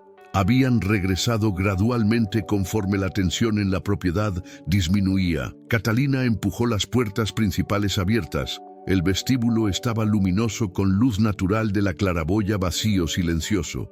Pero ella podía sentirlos arriba observando. «Pueden jugar aquí», le dijo a los niños. «Tomás, cuida a tu hermano». Los niños se sentaron en el piso de mármol limpio. Tomás comenzó a construir algo con piedras pequeñas que había traído. Elena dibujaba en el polvo con su dedo. Rafael gateaba explorando. Catalina comenzó a limpiar las ventanas, pero sus ojos constantemente iban hacia arriba, hacia el balcón del segundo piso. Y allí, semivisibles en la penumbra del pasillo superior, estaban los Velázquez. Isabela en el centro, Ernesto a su lado, los 5 hijos detrás, todos mirando hacia abajo, con expresiones de anhelo tan intenso que era casi físico. Catalina vio a Isabela levantar una mano hacia su pecho, como si su corazón muerto pudiera todavía doler. Los niños jugaron durante 1 hora. En algún momento, Tomás comenzó a cantar una canción que Roberto solía cantarle. La voz clara del niño llenó el vestíbulo. «Estrellita, ¿dónde estás? Me pregunto qué serás». Catalina escuchó un sollozo desde arriba. Miró hacia arriba y vio a Isabela cubriéndose la boca con lágrimas. Podían llorar los fantasmas, corriendo por su rostro translúcido. Francisco se había arrodillado.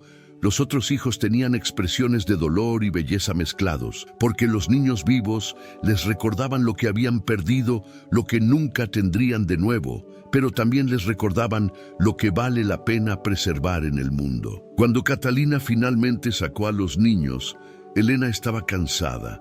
Rafael necesitaba comer. Giró una última vez hacia el balcón. «Gracias», dijo simplemente. Isabela asintió. No habló, tal vez no podía. Esa noche a las 9 no hubo terror. Las luces se encendieron en la mansión, pero suaves, controladas. Y cuando Catalina miró desde su ventana, vio a los 7 Velázquez parados en el jardín alrededor de sus propias tumbas. Estaban rezando. Tal vez, pensó Catalina, la curación había comenzado de verdad. La paz duró exactamente 5 días. Fue Remedios quien trajo la advertencia. Llegó corriendo, literalmente corriendo, algo que Catalina no pensó que la anciana pudiera hacer temprano en la mañana del 6.º día. Viene, jadeó apoyándose en el marco de la puerta. Rodrigo Jr. viene aquí. El corazón de Catalina se hundió. ¿Cómo lo sabes? El pueblo está haciendo preguntas sobre la mansión, sobre quién está viviendo aquí, sobre... Remedios tragó saliva. Sobre si alguien ha encontrado algo en la propiedad. ¿Cómo qué? Como prueba, como documentos, como cualquier cosa que pueda vincular a su padre con los asesinatos. Catalina sintió frío recorrer su espalda, pero nosotros no encontramos nada así. Él no lo sabe, y si cree que podríamos tener algo. Remedios no terminó la frase, no necesitaba hacerlo. ¿Cuándo llega? Hoy, tal vez en una hora, alquiló un auto en Querétaro. Una hora. Catalina miró hacia la mansión. Los Velázquez estarían dormidos, o lo que fuera que los fantasmas hacían durante el día, inactivos, vulnerables. Tengo que advertirles, advertir a los fantasmas. Remedios la miró como si estuviera loca. Catalina, necesitas tomar a tus hijos y huir ahora si Rodrigo Jr. es tan despiadado como su padre. No voy a huir. La determinación en la voz de Catalina la sorprendió a ella misma. Esta es mi casa, mi trabajo. No voy a dejarlo llevarse esto también. Corrió a la mansión. Las puertas principales se abrieron antes de que las tocara. Los Velázquez debían haberlas sentido acercándose. ¡Isabela! ¡Ernesto!, gritó al vestíbulo vacío. «Necesito hablar con ustedes. Es urgente». Las figuras se materializaron lentamente.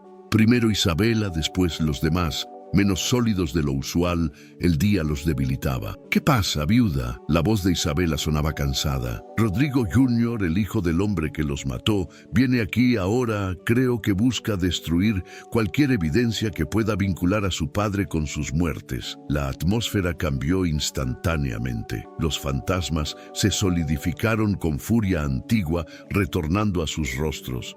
«Que venga», gruñó Ernesto. «Le mostraremos lo que hacemos con traidores». «No», dijo Catalina firmemente, «no van a lastimarlo, no van a convertirse en asesinos como su padre. ¿Por qué debemos mostrar misericordia? Porque eso es lo que los separa de él, porque si matan, se vuelven monstruos y nunca encontrarán paz. Entonces, ¿qué sugieres?», preguntó Isabela.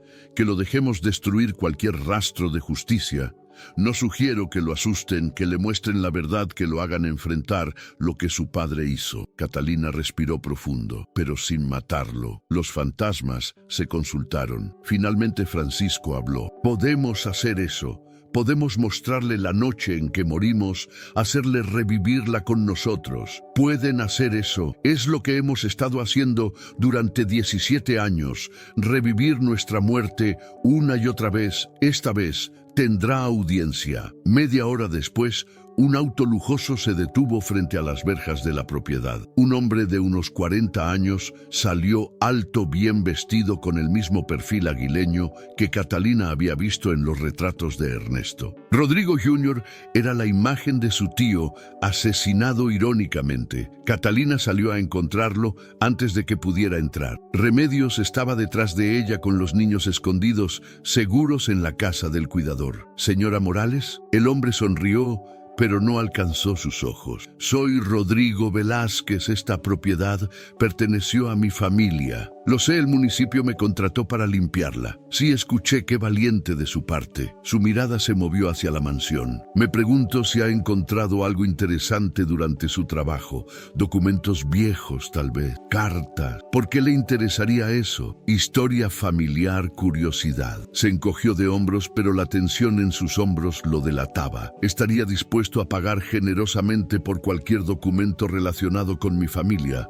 No he encontrado nada». «¿Está segura? Esta es una casa grande, muchos lugares donde esconder cosas». «Bastante segura». Sus ojos se estrecharon. «Señora Morales, no sé qué le han dicho, pero mi padre fue un hombre de negocios respetable. Si ha escuchado rumores sobre irregularidades, son solo esos rumores». «¿Irregularidades?». Catalina fingió confusión. «No sé de qué habla». «Bien, mantengámoslo así». Se dio vuelta para irse, después se detuvo. «Una cosa más, si encuentra algo, cualquier cosa relacionado con la muerte de mi tío y su familia, le sugiero que lo queme. Algunas historias es mejor dejarlas enterradas. Era una amenaza apenas velada. ¿Y si no lo hago?». Rodrigo Jr. la miró con ojos fríos, calculadores.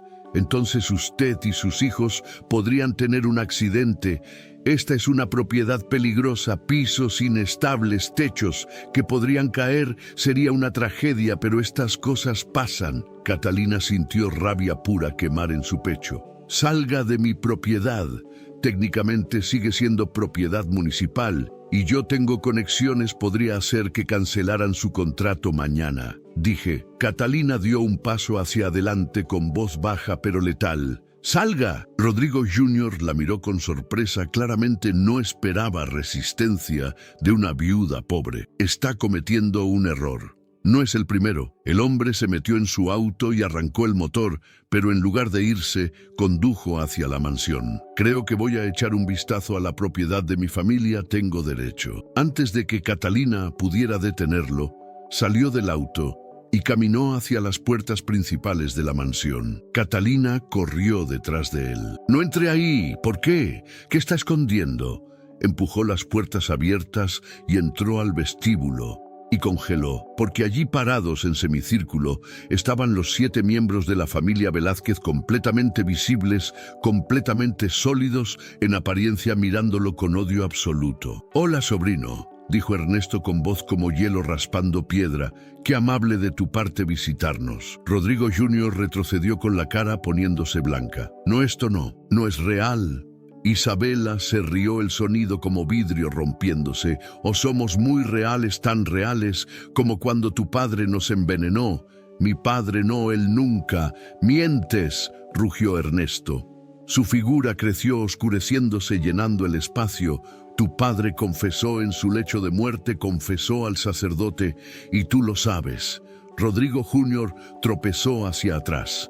«Yo no sabía nada». Francisco se movió bloqueando la salida. «Mentiroso como tu padre, sangre de traidor». «Por favor». El hombre estaba llorando ahora con toda su arrogancia evaporada. «No me lastimen». «¿Lastimarte?» Isabela estaba ahora directamente frente a él. «Vamos a mostrarte lo que es ser lastimado». El vestíbulo se oscureció. Las ventanas se cerraron solas. Y de repente Rodrigo Jr. no estaba en el vestíbulo, estaba en el comedor. Y sentado alrededor de la mesa estaba toda la familia Velázquez vivos. ¿Qué? Se dio vuelta desorientado. «Es 15 de diciembre de 1935, dijo la voz de Isabela, ahora omnipresente. «Noche del cumpleaños de Francisco, estamos cenando felices, sin saber que en 10 minutos todos estaremos muertos». Rodrigo Jr. vio a su tío Ernesto levantar su copa de vino. «Por mi hijo, por muchos años más». Todos bebieron.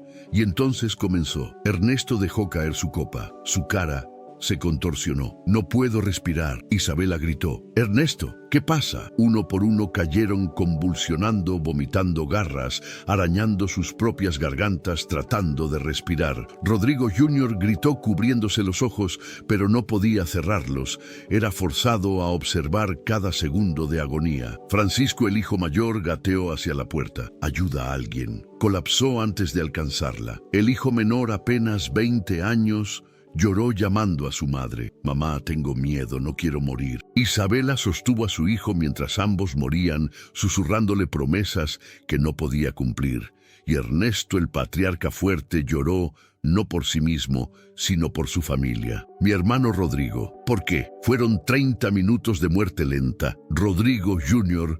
fue forzado a experimentar cada segundo, a escuchar cada grito, a oler la sangre y el vómito y la pérdida de control corporal. Cuando finalmente terminó, se encontró de vuelta en el vestíbulo, los 7 fantasmas rodeándolo. «Eso», dijo Ernesto suavemente, terriblemente, «es lo que tu padre nos hizo y vivió rico con nuestra sangre». Rodrigo Jr.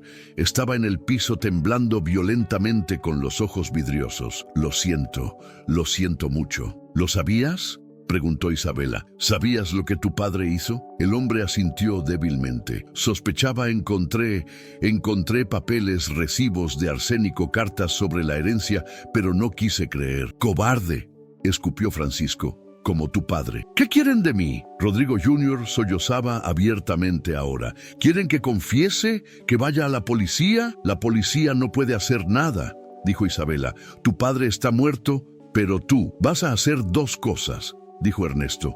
«Primero, Vas a transferir la propiedad de esta mansión permanentemente al municipio, sin costo, renunciando a cualquier reclamo de tu familia. Sí, lo haré. Segundo, continuó Isabela, vas a donar cada peso que tu padre te heredó a orfanatos, a viudas, como Catalina, a cualquier lugar que ayude a los que tu padre habría pisoteado. ¿Todo? Cada peso. La voz de Ernesto no permitía argumento. Morirás pobre como mereces, pero morirás vivo, que es más de lo que tu padre nos permitió. Rodrigo Jr. asintió frenéticamente. Lo haré, lo prometo, solo déjenme ir. Los fantasmas retrocedieron formando un camino hacia la salida. El hombre corrió, tropezó en las escaleras del pórtico, se levantó, corrió hacia su auto, arrancó el motor con manos temblorosas y huyó con el auto zigzagueando peligrosamente por el camino. Catalina, que había observado todo desde el umbral, entró al vestíbulo. Los Velázquez se veían diferentes, más ligeros de alguna forma, como si un peso hubiera sido levantado. Eso fue. Catalina buscó palabras. ¿Cruel?, ofreció Isabela. Tal vez, pero necesario. ¿Se siente mejor? La fantasma consideró la pregunta. No mejor, pero más completo. Él sabe ahora, el mundo sabrá, ya no somos solo víctimas olvidadas. Ernesto se acercó a Catalina. Le debe la vida, podríamos haberlo matado. Queríamos matarlo, pero usted nos pidió misericordia y se la dimos. Gracias. No nos agradezcas todavía, viuda, todavía tenemos que decidir si pueden quedarse. Pero su tono era más suave, menos amenazante. Tal vez, pensó Catalina, acababan de cruzar otra frontera. 3 días después de que Rodrigo Jr. huyera, algo extraordinario sucedió. Llegó un equipo de la capital, arqueólogos, historiadores, un abogado e increíblemente un periodista del periódico más grande de México. Rodrigo Jr. había cumplido su promesa. Había confesado públicamente los crímenes de su padre, había mostrado los documentos que había encontrado, recibos de compra de arsénico, cartas, donde Rodrigo Singer discutía cómo resolver el problema familiar, registros bancarios, mostrando cómo se había beneficiado de las muertes. La historia explotó. Resuelven misterio de 17 años. Familia Velázquez fue asesinada.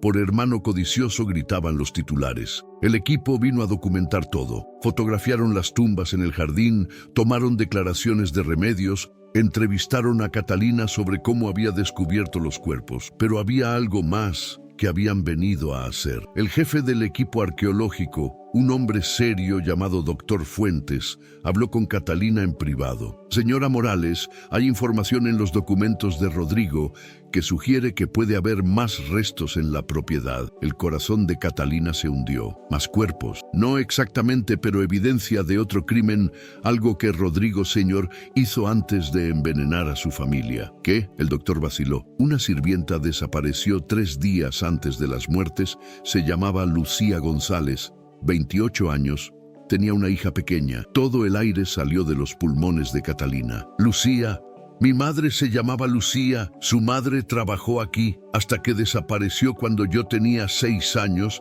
Me dijeron que se había ido a buscar trabajo a la ciudad que nos abandonó. Las lágrimas comenzaron a correr por el rostro de Catalina. ¿Está diciendo que? Los documentos mencionan que Lucía descubrió algo, vio a Rodrigo Sr.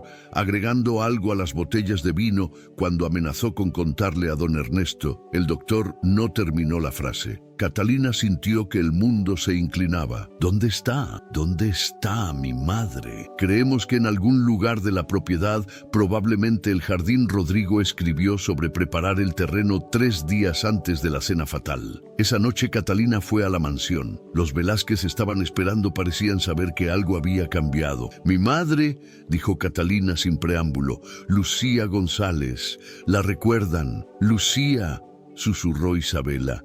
La chica hermosa que vendía verduras, después trabajó para nosotros brevemente. ¿Qué le pasó? Los fantasmas intercambiaron miradas.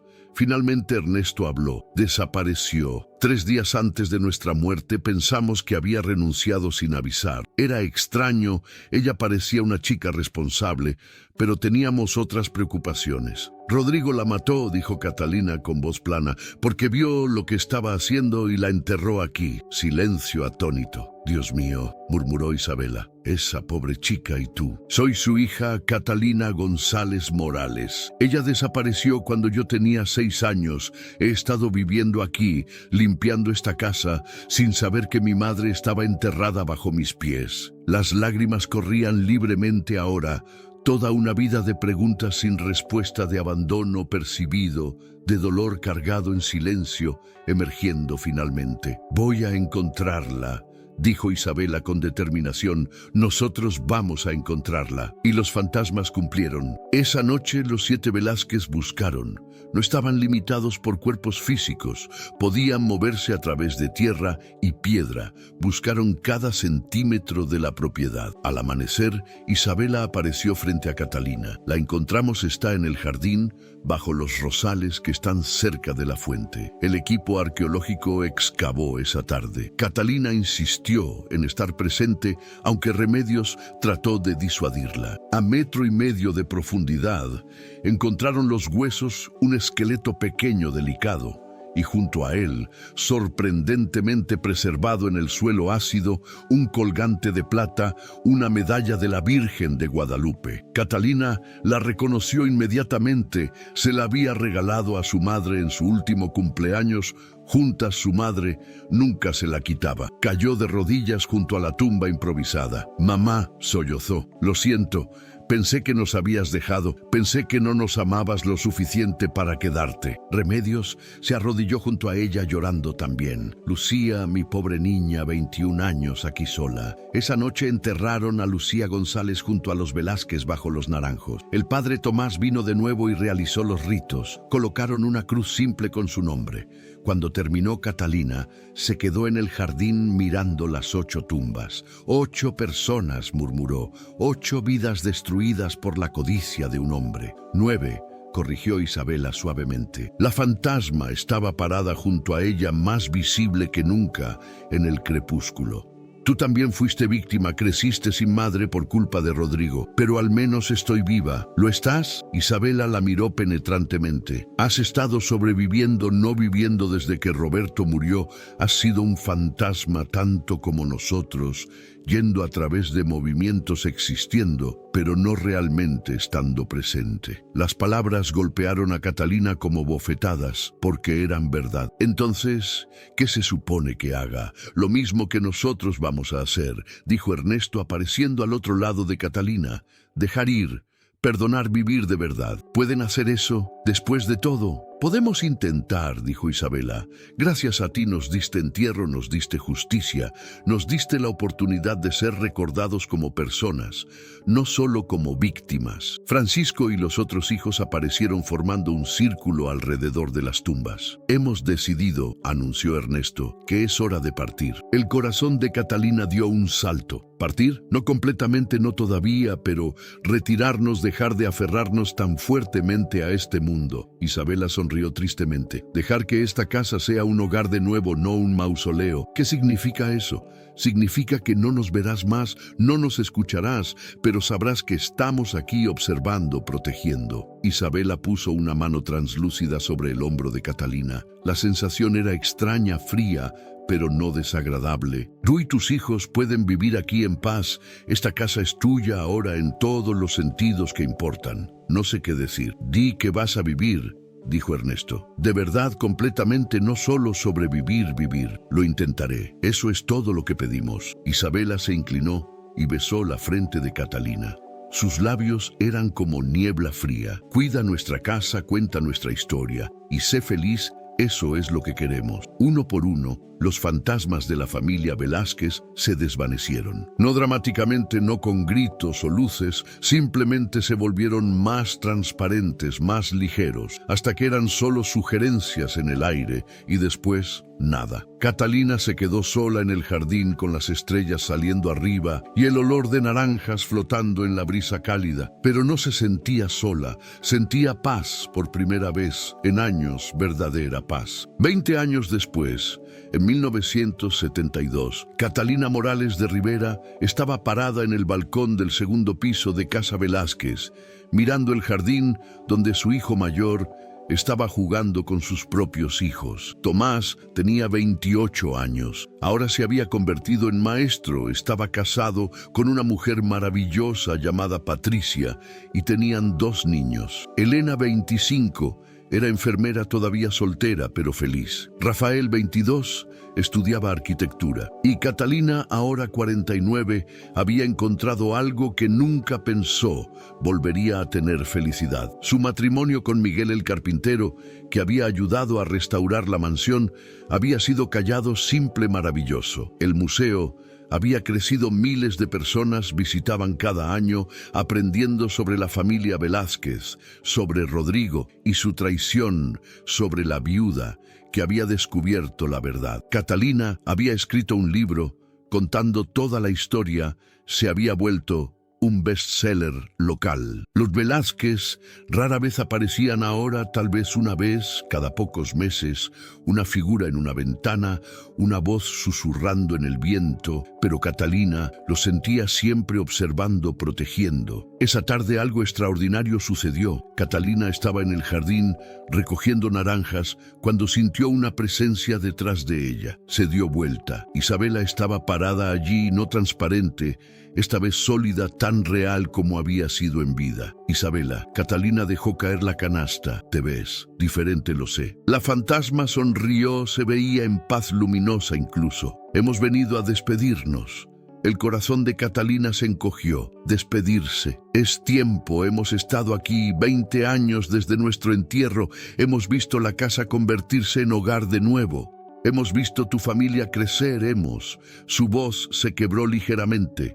Hemos sanado. Los otros aparecieron, Ernesto, Francisco, los 4 hijos menores, todos sólidos, todos en paz. ¿A dónde van?, preguntó Catalina. No estamos seguros, admitió Ernesto, pero hay algo más allá, lo hemos estado sintiendo, llamándonos. Es tiempo de responder. Y Lucía, mi madre, ella ya se fue, dijo Isabela suavemente. Hace años, después de verte establecida feliz, se fue sonriendo. Lágrimas corrieron por las mejillas de Catalina. No tuve oportunidad de hablar con ella. Ella te escuchaba cada día, cada noche, sabía que la amabas, que finalmente entendías que no te había abandonado. Isabela tomó las manos de Catalina. Sus manos eran cálidas, ahora no frías. Eso era lo único que necesitaba. Volveré a verla. ¿A alguno de ustedes? Tal vez cuando sea tu tiempo, si hay algo después de esto. Si hay un lugar donde los muertos descansan. Isabela sonrió. Nos aseguraremos de que tu madre esté esperándote con café y pan dulce. Catalina se rió entre lágrimas.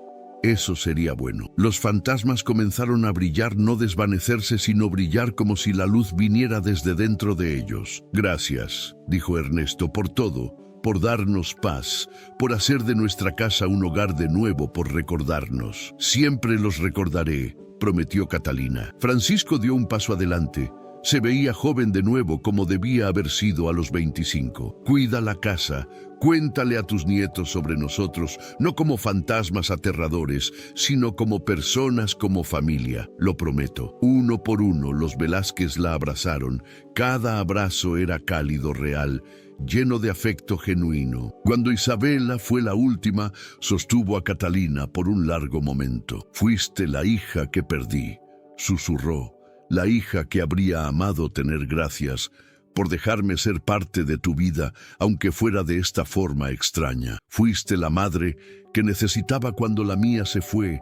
Gracias por enseñarme que el amor no termina con la muerte. Se separaron, y entonces, en un pulso de luz dorada que llenó todo el jardín, los 7 miembros de la familia Velázquez desaparecieron. No gradualmente, no en partes, simplemente se fueron. El jardín se sintió diferente inmediatamente, más vacío, pero no tristemente vacío, pacíficamente vacío. Esa noche Catalina fue al comedor del museo. En la pared había una fotografía grande de la familia Velázquez tomada un año antes de sus muertes. Ernesto e Isabela en el centro, sus 5 hijos alrededor, todos sonriendo. Catalina tocó la fotografía suavemente. Vayan en paz, finalmente vayan en paz. Y aunque no hubo respuesta visible, sintió algo, un calor, una caricia en su mejilla, como una brisa suave. Aceptación, bendición, amor. Esta es la historia verdadera de Catalina Morales, la viuda, que limpió la mansión de los muertos y encontró más que solo fantasmas en sus pasillos. Es la historia de una mujer que eligió coraje cuando el miedo habría sido más fácil, que eligió compasión cuando la venganza habría sido más satisfactoria, que eligió vida cuando la muerte la rodeaba. Pero más que eso, es la historia de 7 personas, Ernesto, Isabela, Francisco y sus hermanos, que merecían ser recordados como más que solo víctimas, como familia, como seres humanos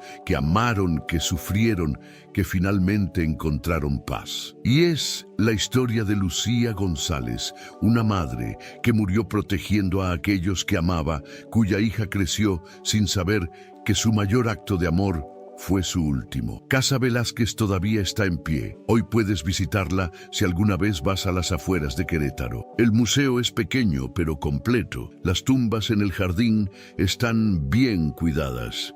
Y si escuchas cuidadosamente en las tardes tranquilas, podrías escuchar risas de niños o el sonido de alguien tocando piano. Los actuales cuidadores, los descendientes de Catalina, dicen que la casa es pacífica, que no hay nada que temer, que los fantasmas, si alguna vez existieron, se fueron hace mucho tiempo. Pero a veces dicen, encuentran naranjas en lugares extraños o escuchan pasos suaves en el tercer piso que nadie usa, o sienten como si alguien invisible estuviera parado junto a ellos, observando con aprobación. Tal vez son solo ilusiones, deseos pensantes, trucos de casas viejas que crujen. O tal vez, solo tal vez, algunos lugares retienen ecos de aquellos que los amaron, no como castigo, no como prisión, sino como hogar. ¿Y tú qué habrías hecho? Si fueras Catalina con 3 hijos hambrientos y ninguna opción, ¿habrías aceptado ese trabajo? ¿Habrías entrado a esa mansión sabiendo las historias? ¿Habrías huido la primera noche cuando los gritos comenzaron?